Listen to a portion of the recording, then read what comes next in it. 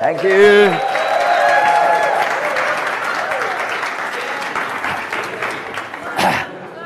Just a reminder to the Middlesex students, 6 a.m. Okay?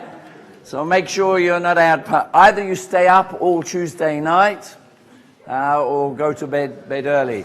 Okay, I'm going to talk to you about something that's pretty critical, not just for Summer Jam, in terms of setting up and running a business. Tomorrow you're going to have to make a presentation. Each group will have exactly 5 minutes, and we will stop you at the 5-minute mark. So if you are not finished, too bad. You will then have 5 minutes for questions afterwards, and again we will skip strictly to that time frame because we have 19 groups, so we really can't go over that time frame. So it would be a good idea to practice your timing before tomorrow. But when you're making a pitch, the pitch in itself takes the format of lots of different ways and lots of different structures, and we're going to talk about that today. So I'm going to do a short introduction about this. Ask the question, why would you bother getting the pitch right? What's the point of it? How do you go about making decisions? What are these decisions? But not just for yourself, but also for the person that you're pitching to. What do they do? What sorts of things go through their mind when they make that decision about your pitch? There are 4 key questions that you need to answer when you're doing a pitch. And the last point is, keep it simple. Some of the people that I've spoken to, you've had quite complex ideas, but the problem with the complexity is that you start to create questions that you actually don't want people to ask. The key to a good pitch is that when you finish, nobody wants to ask you a question. Okay? So, what do businesses do? Some of you, I've spoken to you about this, but I want to go through it again because this is the most crucial part of your process in terms of starting and getting your business up and running. And it's fundamental to making your business work. If you ask people, and we get lots of students coming through our Enterprise Development Hub, what problem are you solving? Why are you going into business? What are you doing? They often say to make money. But making money is a consequence of a business. It shouldn't be the business idea or the reason.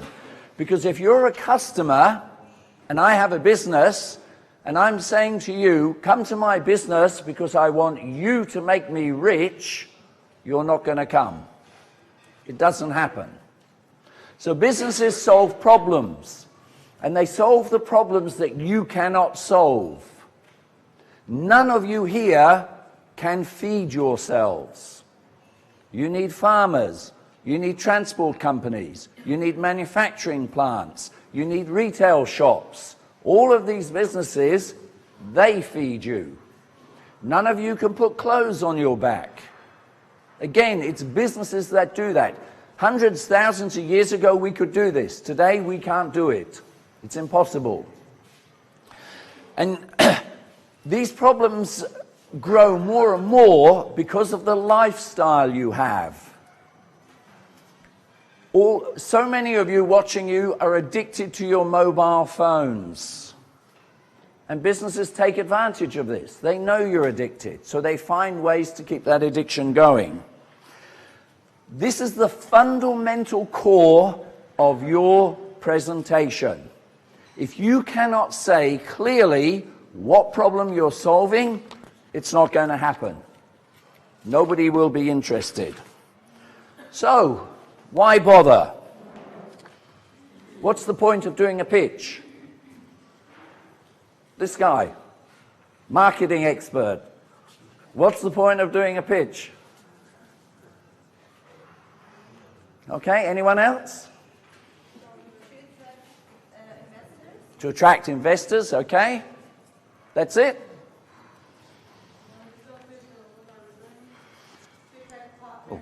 Sorry. Sorry, to attract partners? There's too many Middlesex students answering.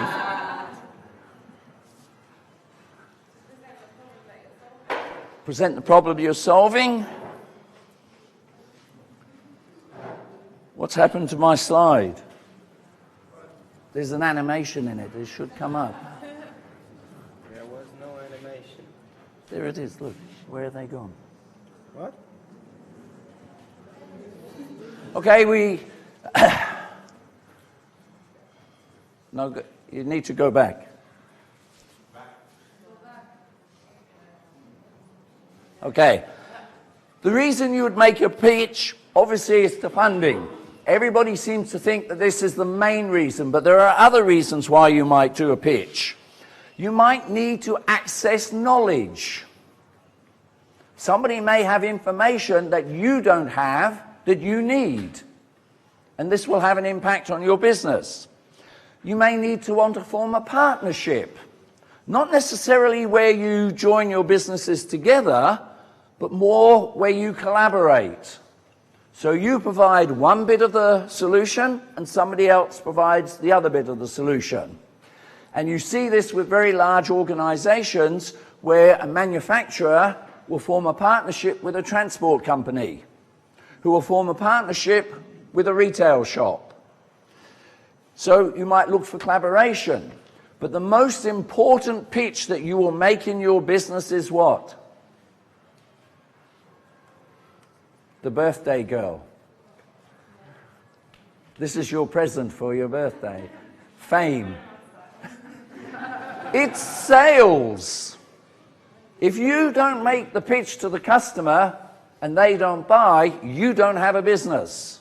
No sales, no business. So your pitch should be more about all these sorts of things, but we'll come to a little bit later about how you define this. So, buying or investing. People do not buy on price. They buy on value. And there are two emotions that help you make every decision in your life. Does anyone know what those two emotions are? Fear. Fear is one. What's the other? Greed. Sorry? Greed. Fear and greed. How many of you do not have a smartphone or a mobile phone? You have one. I've seen you. You have a phone? No? Yeah, put your hand down. So only me. What emotion do you think stops me from having a mobile phone or a smartphone? Fear. Yeah. I don't want students calling me. That's the biggest fear of all academics, you know. The students ringing you up saying, how do I spell my name? So, these two emotions drive your decisions. And beyond that, you then start to make these decisions around these four things that make value. The first one is economic. Is the price right? Will it cost me more money or less money? The second one is on vested interests. Sorry, social and prestige value. Will I look good?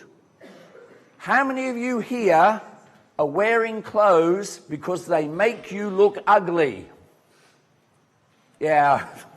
No, you're just naturally ugly. So there's nothing we can do about this.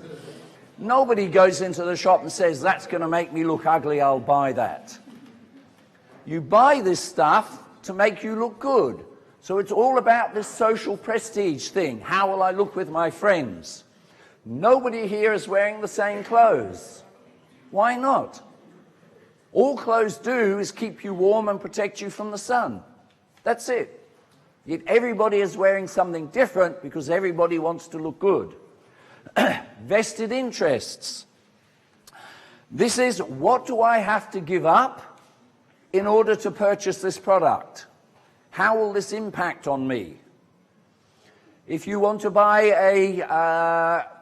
a car, which is quite a good example, I used to ride a bicycle everywhere when I lived in Australia. When I moved to Vietnam, I bought a motorbike. What do you think happened to me? I got fat.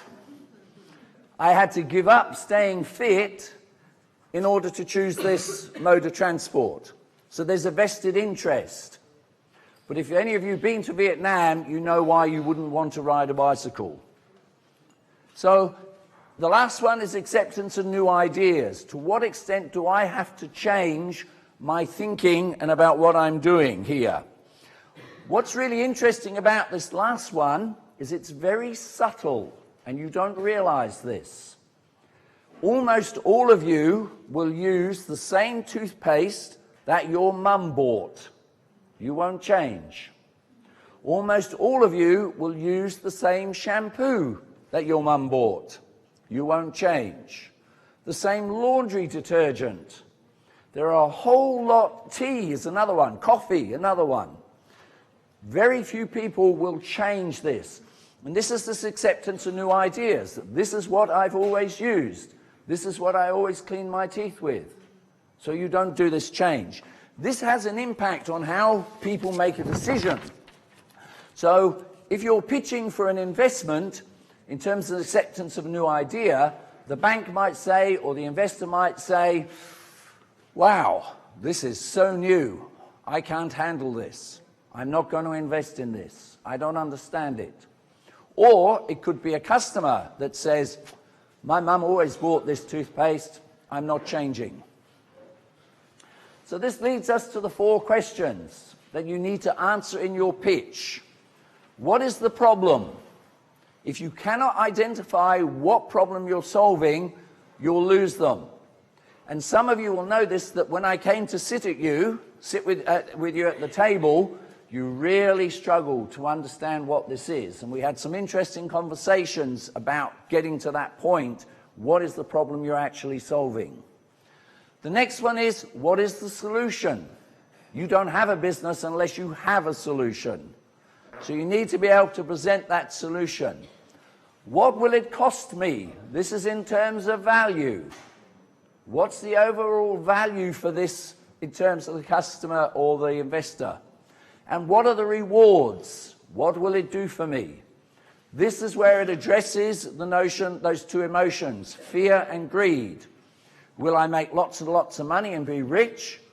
Or will I lose all my money and be poor?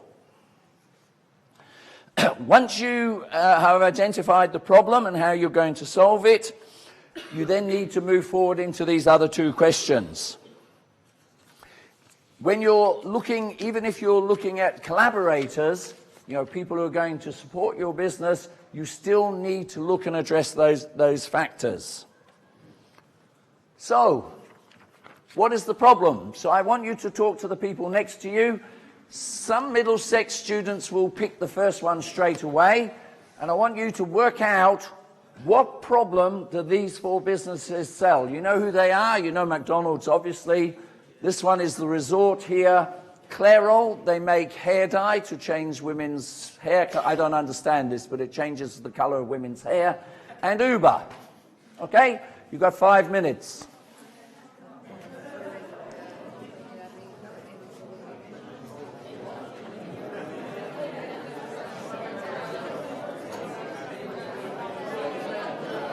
We did this in innovation.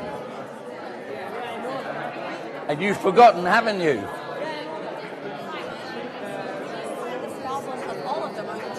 No, each one solves a different problem. Yeah. Quiet! Shh. Each one of these businesses solve a different problem. They don't solve the same problem.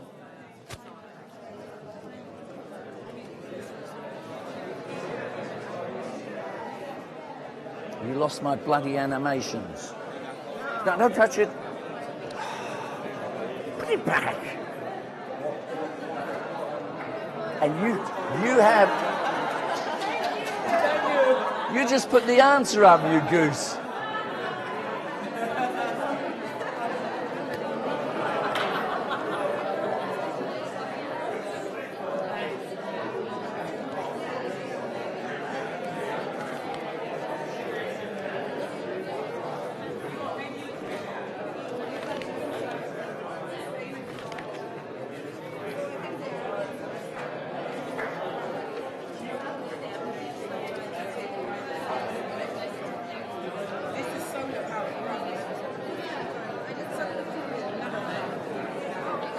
So what was the answer?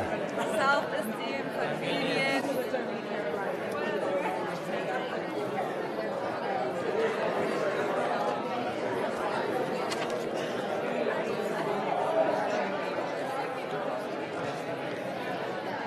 I can't believe you did that.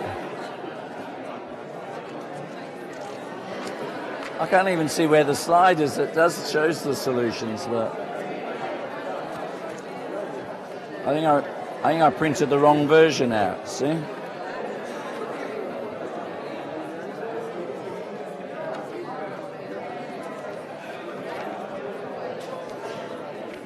want to print it again? I printed this at home, so I don't know what happened.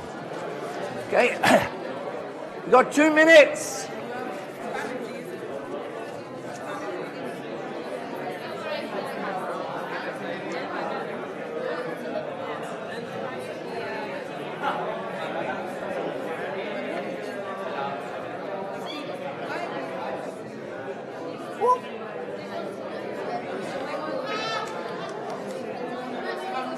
If you're going to sneeze, sneeze. Don't do some little squeaky thing. Let it out. Let it out. Let it out. It's like...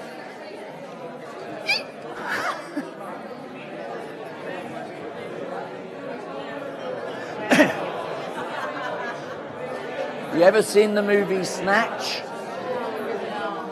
There's a dog in it and it swallows a squeaky toy. And every time it tries to bark, instead of barking, it sounds just like Zakita. I think you had enough one yesterday. I think that's enough. Let's choose other Why? You're just so perfect. one. Okay, everybody? Let's come back. My wonderful assistant accidentally put some answers up, I believe. So, McDonald's. Convenience. In what context is this convenient? Sorry? Cheap, fast, yeah. Pine Beach Resort? No, that's not the problem they're solving. Sorry?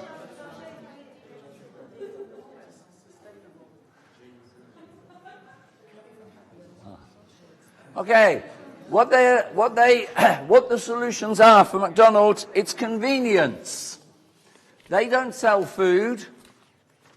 That's just the tool they use to solve the problem you have of being hungry now and wanting to eat now. And this is how they do it by solving it.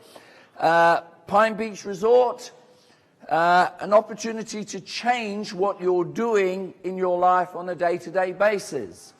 One of the first comments when I turned up at the airport, one of the first comments my students said to me is, "Wow, we've never seen you without a suit on." Because when I go to work at the university, I always wear a suit, shirt and tie. Even if I only go in for 10 minutes to go to the library to drop a book, because that's the image I want to create at the university. But this is very much how I normally dress. So it's about this change. You're getting out of that environment into something different. But they also provide you with another solution to a problem, and that is memories. Essentially, a holiday resort like this sells you memories. Because what do you do when you get back home? Yeah, tell everybody what a great time you had, how wonderful it was. You should go. We got so drunk we don't remember. We were on the beach and the security guard came and chased us away for making too much noise. Clairol? Self-esteem. Revlon, the biggest makeup company for women in the world, says they sell hope. You'll love this, gentlemen. Whoa, whoa, whoa, let me finish my story. Gentlemen, women put that stuff on their face in the hope they look better. I don't get it. And so, well, I'm getting some really bad looks here. So ladies, next time you're in front of the mirror getting ready to go out, think what you're doing. And Uber are selling the same thing that McDonald's sell, convenience. There's an interesting bit of research that's been done about Uber, and despite all the negative aspects that Uber brings to the industry, to the people who work for Uber, from a customer's perspective, it is far more effective and efficient than any other taxi system we have in place. Does anybody know what the one thing is that they do that makes customers think they're more efficient? Not the speed, not the service. Sorry? Not necessarily. That's not necessarily the case. Not that. No, you can see where the cab is. That's the one thing that customers think it makes it more effective or efficient. It's not necessarily faster. It's not even necessarily cheaper sometimes. But the fact that you can see exactly where your cab is changes your perception about that business. You think it's more effective and efficient. And I know this because on the day we left to come here, my cab didn't turn up. And when I rang, because I haven't got a mobile phone so I can't track it on Uber, when I rang the company, they said it's 5 minutes away. And after 10 minutes, it still wasn't there. And so I had to run down the hill and catch the train. And at my age, running down a hill's not a good idea. So, the next question, what will it cost? If you're looking for investors, what do they have to put in? If you're looking for knowledge, what exchange is going to take place? Are you going to take somebody else's knowledge and profit from it in a way that they don't? So the cost is not necessarily money. Collaboration. To what extent will this benefit for me? Think about working in your groups. No group works equally. You will always have somebody who does less work than somebody else. This is a cost because those that are there doing the work have to put in more effort, more time, more energy. So when you're thinking about the cost here, you need to think very carefully about what it actually is, this cost. It is not always just financial. Social value and prestige. You have this notion nowadays called corporate social responsibility. And the idea of this is for companies to make themselves look as though they care about the environment. So now you have things like ethical investment. Should you invest in a cigarette company, for example? Should you invest in an alcohol company? Should you invest in a restaurant? There's a restaurant in the town I come from in Australia. It's called the worst vegetarian restaurant in Brisbane. Why? Because they only sell steaks. Now, if you're a nice vegetarian who cares about animals, would you invest in a business like this? So these are the social and prestige points that come up here. I'm getting daggers from a vegetarian here. Vested interests. How does this affect what I'm already doing? And remember, be very careful. All of these are connected. You can't do one independently of the others. So what's the vested interests here for me? How do I advance myself and develop what I'm doing? And acceptance of new ideas. What impact is this going to have in terms of the way we act and behave? How easy will it be to engage with you? Many, many businesses fail because it's too hard for the customer to get involved in your business. Or it may be too hard for your investor or your collaborator to get involved. So you need to sort of think about these sorts of things in terms of putting this pitch together. And the last one, what are the rewards? Again, we see these same four things coming up because people buy on value. So in terms of the rewards, how much money will I make? If I put 100,000 into your business, what will I get back? If you're talking to, again, a collaborator, what will they get back? If your business grows because of the collaboration, will their business grow as well? In terms of sharing knowledge, will you be able to give some knowledge back to them? In terms of a customer, is it more expensive to come to you or the other shop, the competitor or the other competitive business? Social and prestige, will I be proud? Can I tell people about my involvement in this? In terms of vested interest, is there a conflict of interest? And this comes back similar to the costs. Rewards and costs work together. Will people see my business as an ethical business if that's what you want? Acceptance of new ideas. Do I have to change what I'm doing? And if I have to change what I'm doing, where's the benefit in this? So, keep it simple and straightforward. You need to write or pitch your presentation in a way that everyone and anyone can understand.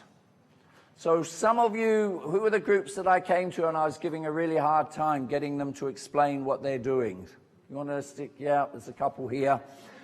I picked up what you were doing fairly early, but the point of me pushing you was that I could see problems that somebody else might have in understanding what you're going to do. What is interesting in my work within the Enterprise Development Hub at Middlesex is the number of students, particularly IT students, who come to me with what they think is an amazing idea, and after listening to them for 5 minutes, I don't think they know what it is, let alone me, because they can't articulate it. McDonald's, irrespective of what you think about their practice or their business, I think is a really, really clever company because they're an excellent example of keeping it simple. Don't mess around. You're hungry, you want something cheap, you go in and you get it. That's it. This is one of the reasons why they're so successful. It is simple, it's straightforward, nobody misunderstands. Nobody goes into McDonald's thinking they're going to have a 5-star gourmet meal. It doesn't happen. You know you're going to go in there, pay a little bit of money for some very unhealthy food that has been put together by some very unethical practices. But you know it. It's clear. So everybody must be able to understand what you're doing, what you're presenting. It must be concise and succinct. Don't take a long time to explain this. If you can't get to the point quickly, you'll lose somebody. You need to focus on the facts. Oh, sorry, coming back to concise and succinct, do your research. A number of tables I went to, people were sitting around and I said, where are you getting this information from? And they're saying, from our heads. Seriously? Would you have some special connection to the internet there? You need to do your research. You really need to know the facts. One of the things I love about what I do is that I learn about so many other businesses. And then I get a student come into me to talk about their business, and I start to ask them questions, and they say, how do you know this? You really need to know the facts about what you're doing. You can't talk about everything, so you need to think, what are the most important factors that you need to address? You may get questions about things that are not in the presentation, okay? If you don't have that background knowledge, you're not going to be able to answer the questions. So when I'm working with people, for example, doing dissertations or doing assignments, I tell my students, you need this much information. You will only use this much, but if you don't have this much, you have no choices. And if I ask you a question about this much, and you can't answer it, you've lost me. And if I'm an investor in your business, I'm not going to invest. because that tells me you are not an expert in your field. And if you want to get somebody to invest in your business, you want somebody to buy your products or services, you want somebody to share knowledge with you, collaborate with you, you must be an expert in that field, or it's not going to happen. Facts, not fiction. Again, do your research. Never, ever, ever mislead people. Business is 100% trust, always. And if you think about when you've had to complain about something, it's always because you have not had your expectation fulfilled. You trusted the business to serve you your cocktails, and they didn't. And as a result of this, you feel aggrieved. They've broken your trust. So you need to make sure that you stick to the facts. Never ever lie in business, because it will always come back and bite you. Next one, be passionate. If you do not believe in what you're pitching and what you're doing, the other person won't. They may not pick that up directly, but subconsciously it will impact on them. Some students here who know me know that I'm really, really good at reading body language. That's why I'm looking around now as somebody. So I'm not exciting enough. Be passionate about what you're doing. If you can't get passionate about it, nobody will listen to you. Nobody will get involved. If you look at musicians, most of the most famous and popular musicians are popular and famous, not so much because of the quality of their music, but because of the passion that they bring behind this, which then pushes up the music that they're doing and brings it into more and more people. The last one there, know your audience. If your pitch is to get sales, then you structure your pitch around that. If your pitch is to get money invested, you will talk about completely different things. You cannot do the same pitch, and you cannot do the same pitch to different people. If you want money in a loan from a bank, the pitch that you do there will be completely different to money that you want as equity, as investment. So knowing your audience is absolutely crucial. So, any questions? Yes, Karina. Are we doing a pitch for money? Are we doing it? Who are we pitching it to? Know your audience. I don't know. I'm not involved in that part of the thing. So, it comes back to doing your research. Maybe you need to talk to some of the organisers and find this out. I want them to do it, Lana. Okay, we can spoon feed you and say, do this, do that, do this, but then what's the point? Okay, so it's up to you to investigate this. Find out who your audience is. And I've just answered, I don't know. I really don't know. I'm not saying I don't know to stop you doing it. I actually don't know. Okay, any other questions? Come on, I'm not that good, surely. If we're supposed, for example, let's say we're going to pitch to find collaborators, partnerships. We have already partnerships in mind, but should we also say, oh, we're looking for partnerships in these specific areas? So we don't actually need to give names of companies that we want. So you're, okay, guys, please.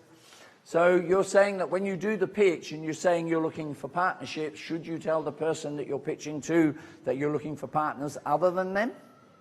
Yeah, so we can say the companies we're thinking of doing partnerships with. Okay.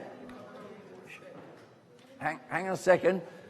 The answer to this question she asked, if you're doing a pitch to find partners, should you tell the person you're pitching to that you are looking for other partners? Well, you wouldn't be pitching to someone who hasn't got an interest in what you're doing. No. So if you're pitching to an investor, you pitch as if it's an investor. If you want partners, the person you would be in front of is a person that will do the partnership. So you need to decide what it is or who it is that you're pitching to. there's also another, that's a good answer, Melina. There's also another angle to this. It would be dependent on whether you're looking for partners that you want to compete against each other, in which case I would say, yes, I'm talking to you, but I will also be talking to other potential partners. Or if you did not want them to compete against each other, you wouldn't say anything. All right, otherwise you introduce that element of competition. Okay, any other questions? Fabulous, bye-bye.